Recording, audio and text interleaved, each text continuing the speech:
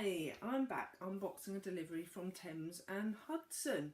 First out is What's Up, which is a board book focused on verbs. Okay, so we've got I'm laying an egg there, I'm waking up.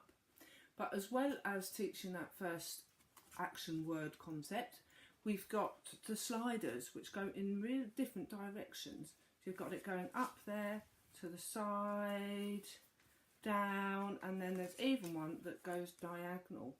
So as well as developing that pincer grip, you also get the motor skills of the movement in arms in different ways, and they understand the positional language as well.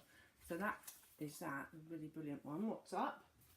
And then look what's coming out next is Petra. Love Petra, isn't she adorable? Okay, so Petra starts off thinking that she is a mighty mountain. Okay, and throughout she ends up changing to different things. She's a pebble, she ends up being an egg at one point, but doesn't matter what she is, she has self-belief. She believes she can be something great, okay, and she accepts what she is. She's grateful for it and she adapts to each new situation. So it is just such a good message for everyone. That's Petra. Right, next out we've got Born Bad. I was quite surprised by this book.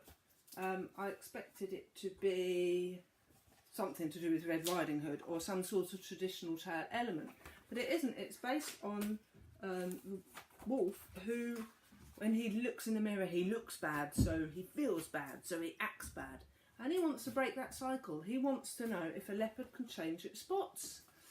Leopard says no. But luckily he meets some more friendly characters who all explain about how they change. And eventually he realises that actually he can change, and he thinks he knows how. This is a brilliant story with themes of accepting what you can't change, but changing what you can. Okay, next out, and let me see if I can say this without getting my tongue twisted up. It's The Marvellous Fluffy Squishy Itty Bitty by the wonderful Beatrice Alamagna. I totally love her illustrations, and this one is just gorgeous. The tale of a little girl who wants to buy a marvellous fluffy squishy itty bitty for her mum's birthday, but no one knows what it is, so she goes on a quest to find it. Lovely. Okay, oh, this next one is perhaps one of the most beautiful things that I've ever seen created. It's Up and Away, Mary Poppins, and it's got beautiful cutouts and laser cuts. Just show you just that page so that you can see the beauty of it. Just gorgeous. So that's Mary Poppins story told with laser cuts. Wonderful. Okay, had to have these for the shop. I think these are going to be bestsellers. So this is a big book of beasts by Yuval Zoma. Just a brilliant non-fiction book about animals. So we start off with the beasts, and on each page you've got lots of pictures of the beastie doing its beastie things in all different actions and different positions. And what I really love from a teachery point of view is that you've got the question at the start which hooks children in, and then they're interested and they want to read the information as well as looking at the wonderful illustrations. These books are just a must for any classroom, I think, right from reception classroom, probably I'd say perhaps up to year 4, and they make non-fiction so accessible. No more of those dry fact books. These are just fantastic. So after the big book of beasts, we have coming out the big book of bugs. Okay, we'll look inside of that one. And then of course the latest one to be published, the big book of the blue, which focuses on the oceans and sea creatures.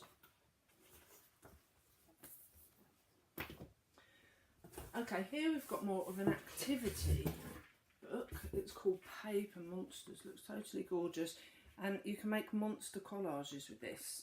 Okay, so at the back there's an envelope full of paper and gorgeous things that you can use, and then on each page there's an example of what your monster might look like, but there's a cutout for you to make your own. So you can be as imaginative and creative as you want with the type of collage that you use to fill it. That's Paper Monsters. Last one out is also an activity-based book called Mice in the City, and this one's based in London. So it's a kind of Where's Wally type scenario. You get a few things to find on each page, and that's shown at the start. So on each page you've got to find these certain things, and each page is a landmark from London. Okay, so there we've got Big Ben, you've got to find all those things. So there's plenty to do in those summer holidays that are coming up. And that's the last one come out. It's been great to see you here again. All these books will be available to buy from our website, www.pagesofjoychildrensbooks.co.uk.